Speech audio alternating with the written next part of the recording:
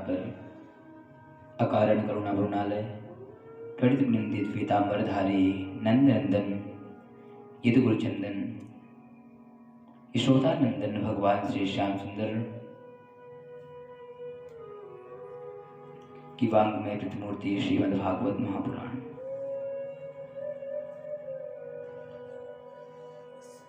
एवं जीवात्मा को परमात्मा के गोद में सुलाने का साधन श्रीमद् भागवत महापुराण है।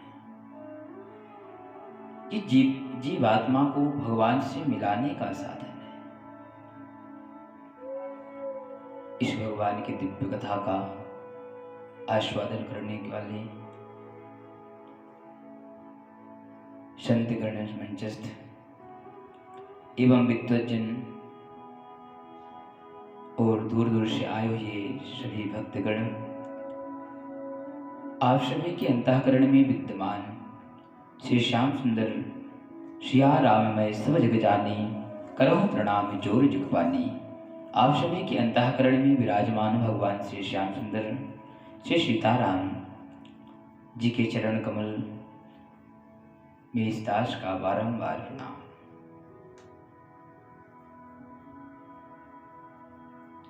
आज हम सभी भगवान के दिव्य सुंदर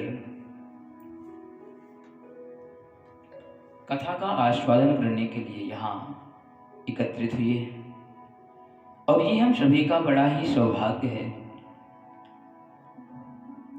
और भगवान की कृपा है कि हम सभी आज भगवत सत्संग करने के लिए एकत्रित हुए हैं, क्योंकि संसार में दो चीजें बड़ी ही दुर्लभ है भक्तों। एक तो संतों का समागम और दूसरी हरि कथा। संत समागम हरि कथा तुलसी दुर्लभ हुए। इस संसार में भगवान की हरि की कथा यदि प्राप्त हो जाए, संतों का समागम प्राप्त हो जाए, हरि की कथा प्राप्त हो जाए, तो मानिए कि भगवान की हम पर विशेष कृपा है। ये भगवान की कृपा का प्रतिफल है कि हमें भगवत रूपी सत्संग रूपी इस गंगा में गोता लगाने का अवसर प्राप्त हुआ, क्योंकि भगवान की ये बहुत बड़ी कृपा है। और कहते हैं ये भागवत की कथा प्राप्त होना जीवन में कोई पुण्य कर्म नहीं है, अभी तो कई पुण्य कर्मों का ये फल है महाराज। वेद व्यास जी कहते हैं कि जन्मांतरे भवेत पुण्यम तदा भागवतम लभेत। अर्थात एक जन्म नहीं, जब कई जन्म जन्मांतरों के जब पुण्य उदय होते हैं, तब कहीं जाके ये सत्संग रूपी भागवत रूपी कथा हमारे जीवन में प्राप्त होती है, तब कहीं जाके भागवत हमें प्राप्त होती है। भागवत किसे कहते हैं? भागवत है क्या? भागवत का अर्थ होता भगवता इदं प्रोक्तम भागवतम, अर्थात भगवान के संबंधियों का, भगवान के भक्तों का, जिसमें भगवान का वर्णन हो, भगवान के भक्तों की विवेचना की गई हो, वही है भागवत। और ये भागवत के प्रथम प्रवर्तक भगवान स्वयं ही हुए हैं। चतुश्लोकी भागवत सर्वप्रथम भगवान ने ही नारद जी को श्रवण कराई थी। भगवान सबसे प्रथम प्रवर्तक भगवान ही इस भागवत के लिए है, और इस भागवत में भगवान के भक्तों की ही कथा है। और इसको समझें तो भागवत शब्द में 4 अक्षर हैं। भा अर्थात भक्ति, गा अर्थात ज्ञान, व अर्थात वैराग्य। मूलतः अर्थ ता अक्षर का अर्थ होता है विस्तार।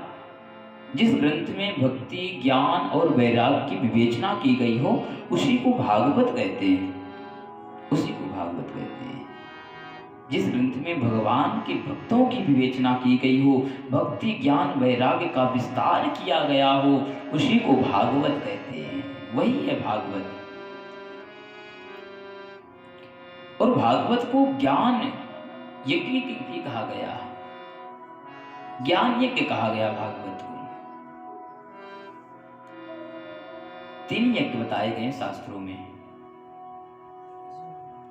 देव पूजा, सत्संगति करण, दानेश।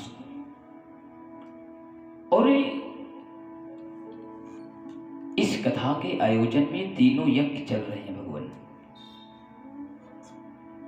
सुबह की वेला में वेदियों का पूजन होता है ब्राह्मणों द्वारा, सभी देवताओं का पूजन होता है। एक यज्ञ हुआ, दूसरा यज्ञ सत्संगति, जो हम ये सत्संग कर रहे हैं, भगवान की कथा श्रवण कर रहे हैं, ये भी एक यज्ञ का ही भाग है। और तीसरा कहा गया है दान। दान को भी श्रेष्ठ यज्ञ बतलाया है। दान का अर्थ ये नहीं कि हमने किसी को कुछ दे दिया। दान का अर्थ है कि जो हमें धनवान होने का जो अभिमान है, उस अभिमान के विसर्जन को दान कहा गया है। नहीं कि हमने किसी को कुछ दे दिया तो हम तो दानी हैं, ऐसा नहीं।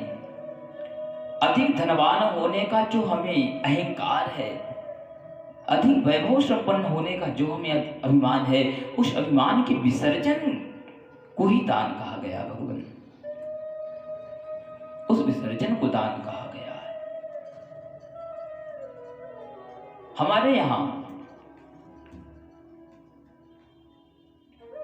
एक सुंदर प्रथा है कि कोई भी शास्त्र, कोई भी पुराण की कथा प्रारंभ करने से पूर्व उसके महात्म्य का चर्चा करते हैं, उसके महात्म्य में प्रवेश करते हैं। तो महात्म्य का भगवान अर्थ क्या है? महात्म्य का अर्थ होता है महिमा। किसी वस्तु, किसी व्यक्ति, किसी स्थान के बारे में जानना, उसकी महिमा जानना, वो है महात्म्य। तो जब हम किसी ग्रंथ के बारे में, किसी कथा के बारे में, किसी पुराण के बारे में जानेंगे, तब हमारी कहीं जाके उसमें प्रीति होगी भगवान, तब कहीं जाके प्रीति बढ़ती है। बिना जाने किसी वस्तु से, किसी व्यक्ति से, किसी स्थान से प्रीति नहीं बढ़ती। जाने बिन न होए प्रतीति, और बिन प्रतीति होए नहीं प्रीति। बिना जाने किसी के बारे में प्रीति नहीं होती। जब किसी से हम जानेंगे नहीं, किसी पर हमें विश्वास ही नहीं होगा, तो प्रीति नहीं होगी। प्रीति नहीं होगा तो भक्ति नहीं बढ़ेगी भगवान। उदाहरण में समझिए, हमारे आसपास कई हनुमान जी के मंदिर हैं, पर उन हनुमान जी के मंदिरों को छोड़कर जो हमारे से 2 कोस दूर हनुमान जी बैठे हैं, उन हनुमान जी के हम दर्शन करने जाते हैं। क्यों? अरे हनुमान जी तो वही हैं जो हमारे घर में बैठे हैं, और जो 2 कोस दूर हनुमान जी बैठे हैं, वो भी एक ही हनुमान जी है। पर हमने किसी से सुना, किसी ने हमें बताया कि अरे जो 2 कोस दूर हनुमान जी बैठे हैं, वो सिद्ध हनुमान जी हैं। उनके दर्शन करने मात्र से सारी मनोकामनाएं पूर्ण हो जाती हैं, सारी इच्छाएं पूर्ण हो जाती हैं। तो हमारे जो पास हनुमान जी हैं, उन हनुमान जी के दर्शन करने हम नहीं जा रहे हैं, लेकिन जो 2 कोस दूर हनुमान जी बैठे हैं, उन हनुमान जी के हम दर्शन करने जा रहे हैं। क्यों महाराज? किसी से सुना, किसी ने बताया, इसलिए आपको विश्वास हुआ उन पर एक प्रीति हुई। आपके आसपास कई डॉक्टर हैं, कई आपके पास हॉस्पिटल हैं, पर उन डॉक्टरों से इलाज करवा के आपको लगता है कि अरे इनसे इलाज कराने में कोई आराम नहीं मिल रहा। क्यों? अरे आपको विश्वास नहीं हुआ उन पर। जब विश्वास नहीं होगा तो कैसे किसी पर आपकी प्रीति होगी? लेकिन आपने जब किसी से जाना कि अरे उनसे आप बात करो, अरे महाराज वो तो बहुत बड़े डॉक्टर हैं, एक बार उनके पास आप चले गए, मानो कि सारे रोग आपके ठीक ही हो गए, चुटकी में ही ठीक हो जाएंगे। अच्छा, इतने बड़े डॉक्टर हैं? अरे महाराज बहुत विख्यात है वो, बहुत नाम है उनका। आपने सुना कई लोगों से, तब कहीं जाके आपको एक विश्वास हुआ और उनसे आपने इलाज करवाया।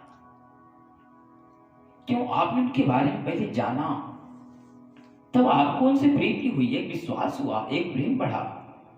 जब हम भगवान के बारे में जानेंगे कि भागवत है क्या, भागवत हमें क्या दे सकती है, क्योंकि स्वार्थ लागे करें सब प्रीति। जब तक हमें कुछ स्वार्थ नहीं दिखेगा ना, उस चीज पर हम विश्वास भी नहीं करते महाराज। विश्वास भी जीवों को नहीं बढ़ता। भागवत के महात्म्य हम सभी प्रवेश करें। पहले महात्म्य जानते हैं, महिमा क्या है भगवान की, इस कथा की महिमा क्या है। सच्चिदानंद रूपाय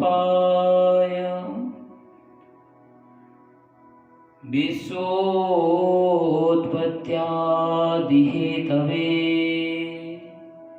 तापत्रय विनाशाय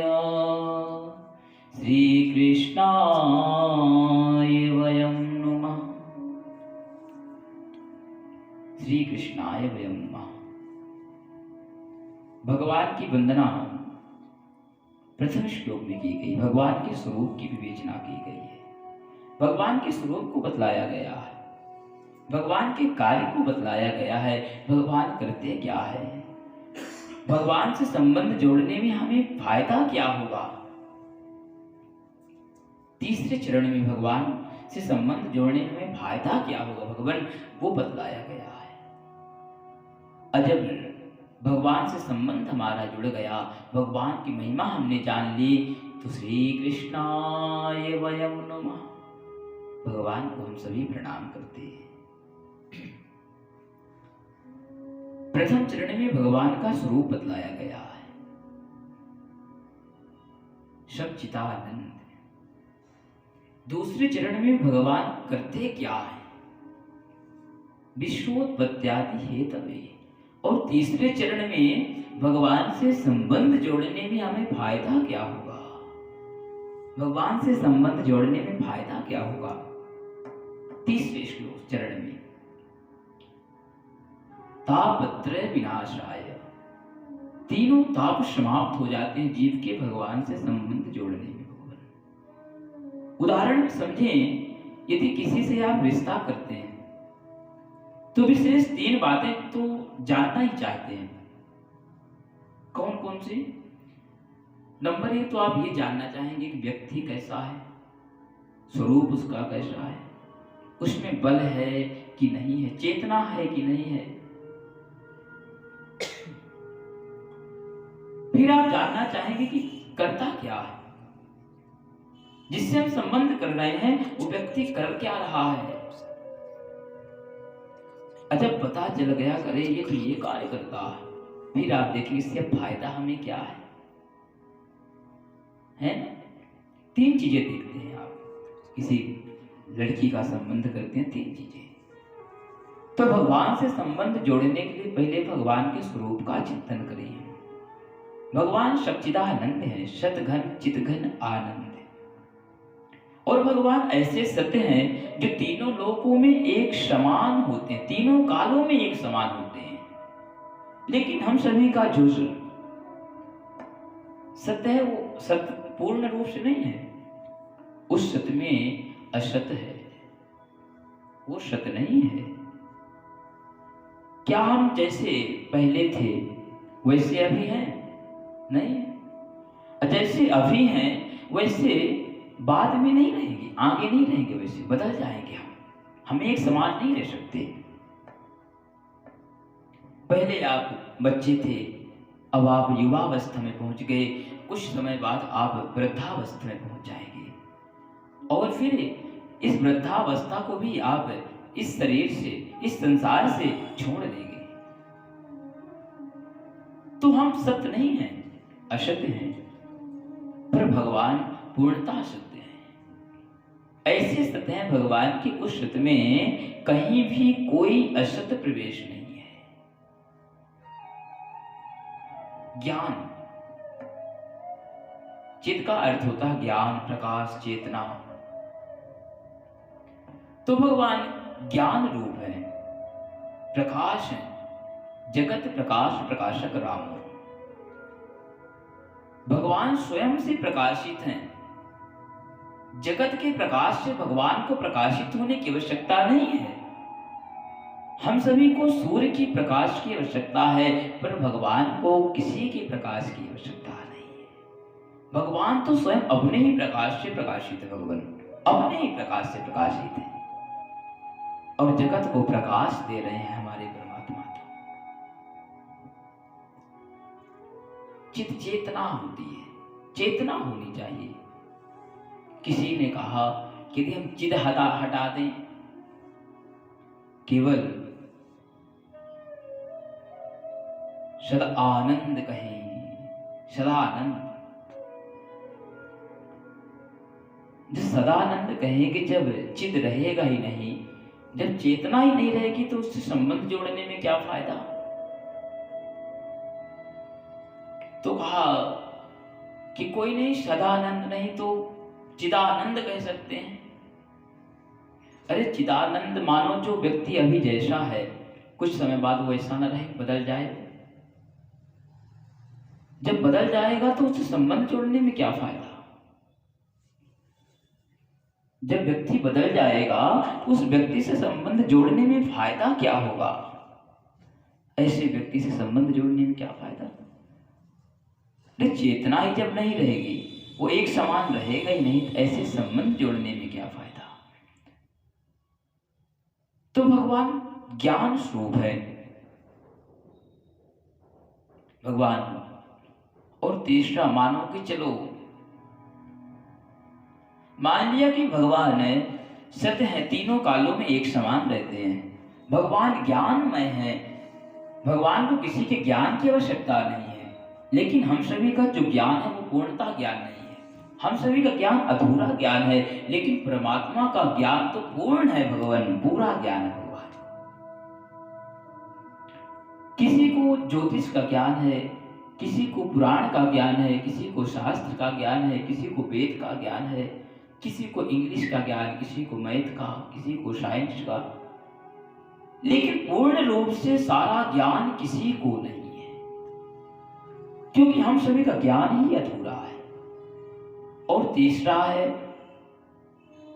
जब भगवान का स्वरूप का हमें बोध हो गया, भगवान के ज्ञान का स्वरूप हो गया और भगवान के आनंद का स्वरूप होगा। तीसरा आनंद। आनंद बताने की आवश्यकता नहीं महाराज, आनंद सब सभी को पता ही है। आनंद क्या है? जो आनंद सिंधु सुख राशि। लेकिन भगवान तो आनंद के सागर हैं, पर हम सभी का आनंद एक समान कभी नहीं रह सकता। हम सभी के आनंद में, हम सभी के सुख में दुख का पूर्णतः प्रवेश है। हमने ये कि हमारे साथ बहुत कुछ अच्छा होगा तो हम बड़े खुशी हो गए, लेकिन वो खुशी क्या हमेशा आपके साथ रहेगी? वो खुशी तो कुछ ही समय तक आपके साथ है, उसके बाद फिर वो खुशी आपके दुख में बदल जाएगी। लेकिन भगवान हमेशा आनंद रहे, हमेशा आनंद में रहते हैं भगवान। ये भगवान का स्वरूप है, सच्चित आनंद है। अब भगवान करते क्या है? भगवान करते क्या है? भगवान विश्व की उत्पत्ति और विश्व का पालन और विश्व का संहरण है। ये तीनों कार्य भगवान के हैं। अरे हम सभी तो छोटे छोटे कार्य करते हैं, पर हम सभी को बनाने का जो कार्य है वो परमात्मा करता है, और हम सभी के जो पालने का कार्य है वो परमात्मा करता है, और हम सभी को फिर अपने आप में लय कर लेना ये परमात्मा का कार्य है। विश्व की उत्पत्ति करना, विश्व का पालन करना और विश्व का संहरण कर देना ये परमात्मा का कार्य है, ये भगवान का कार्य है। किसी ने कहा कि हमने सुना कि सृष्टि को बनाने वाले तो भगवान नारायण हैं, सृष्टि का बनाने वाले भगवान ब्रह्मा जी हो गए, सृष्टि बनाने वाले, और इस सृष्टि का पालन करने वाले भगवान नारायण हुए, और इस सृष्टि का संहरण करने वाले भगवान भूत भावन भोलेनाथ हुए।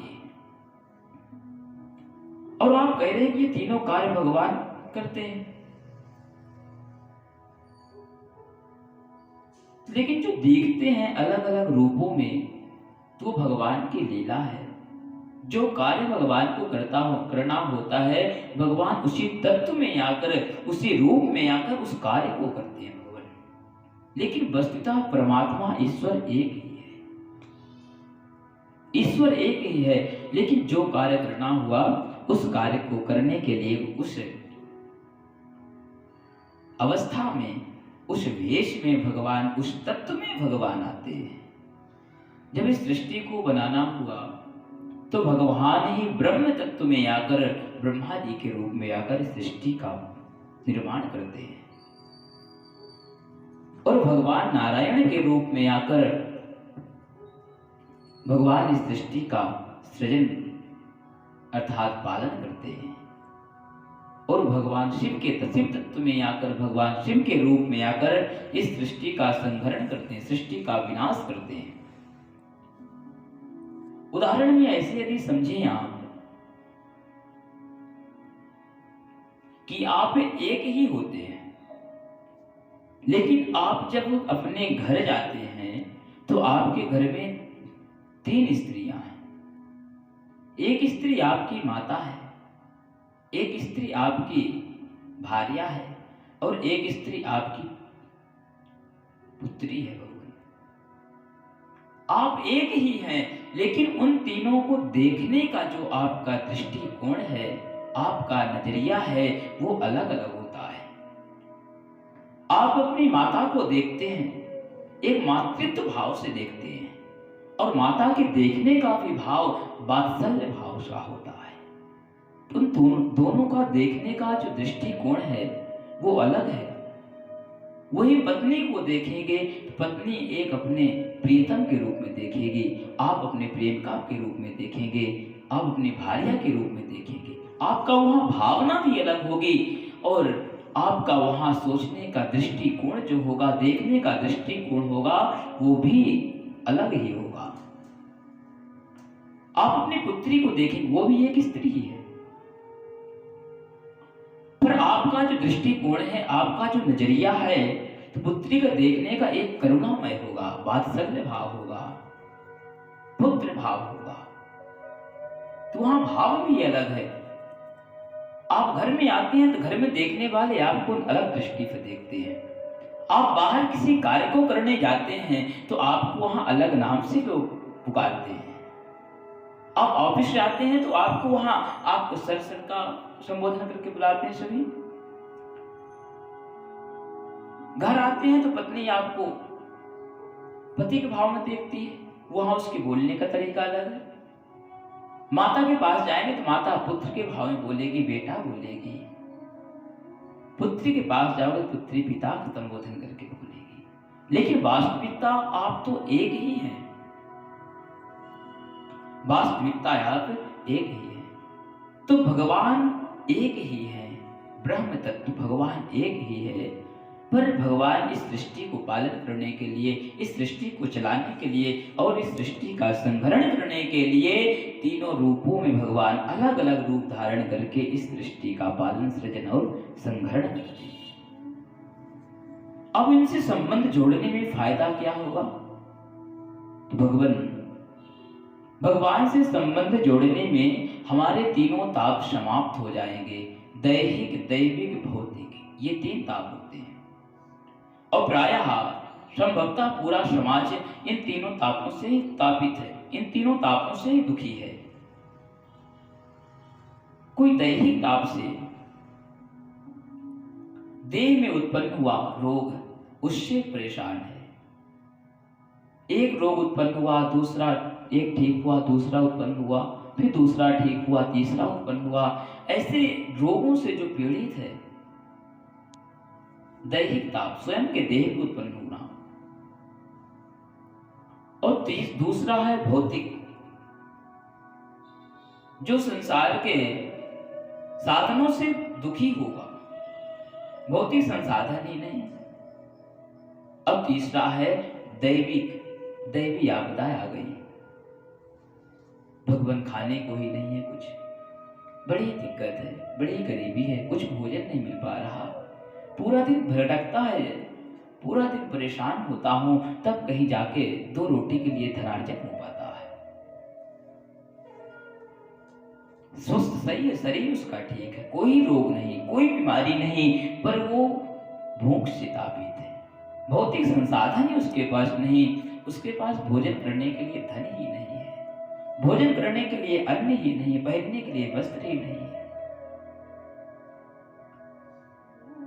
और मानो सब कुछ है, बढ़िया धन भी है, बढ़िया मकान भी है, बढ़िया भोजन करने की सारी सामग्रियां हमारे पास उपलब्ध हैं, सारे भौतिक संसाधन हैं, पर दैहिक ताप हमें तापित कर रखा है। सब कुछ है, पर फिर भी डॉक्टर साहब ने मना कर दिया कि आपको केवल दाल रोटी ही खानी है और ज्यादा कुछ नहीं खाना। इतनी बीमारी है, इतना दैहिक ताप बढ़ गया है कि सब कुछ होते हुए भी हम उसका उपयोग नहीं कर पा रहे हैं। और माने बढ़िया स्वस्थ शरीर भी है, शरीर निरोग है, खाने की सारी सामग्रियां घर पे उपलब्ध है, जीवन उपयोग करने की सारी सामग्रियां उपयोग में है, सारी सामग्री उपलब्ध है, पर अचानक बाढ़ आ गया, भूकंप आ गया, बिजली गिर गई, महाराज बिजली गिर गई, सारी दुकान ही समाप्त हो गई, भूकंप आ गया, पूरा मकान ही हमारा समाप्त हो गया, बड़ा घाटा लगा, बड़ा कष्ट है। तो भगवान से संबंध जोड़ने में इन तीनों तापों से निवृत्ति हो जाती है, इन तीनों तापों से मुक्ति हो जाती है। भगवान राम के राज्यकाल में इन तीनों तापों का प्रवेश नहीं हुआ। भगवान जब तक भगवान राम का राज्य रहा, जब तक ये तीनों ताप प्रवेश नहीं कर पाए भगवान के शासनकाल में। श्री गोस्वामी तुलसीदास जी महाराज रामचरितमानस में कहते हैं, दैहिक दैविक भौतिक तापा राम राज काहू नहीं व्यापा। तो भगवान से संबंध जोड़ने में ये तीनों ताप समाप्त हो जाते हैं। ये भगवान से संबंध जोड़ने में हमें ये फायदा है, ये सारे ताप हमारे समाप्त हो जाएंगे। श्री कृष्णाय वयं नमः। हम सभी भगवान को बारंबार प्रणाम करते हैं। इसके बाद परम भागवत के रसाचार्य श्री सुखदेव जी महाराज की हम सभी वंदना करते हैं। यम प्रव्रजन्ते मनुपेतिमपेत कृत्यम द्वैपायनो विरह कातरया जुहावा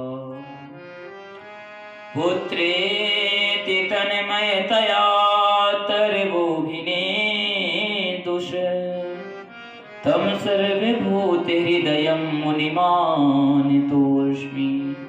परम भागवत श्री सुखदेव जी को नमन।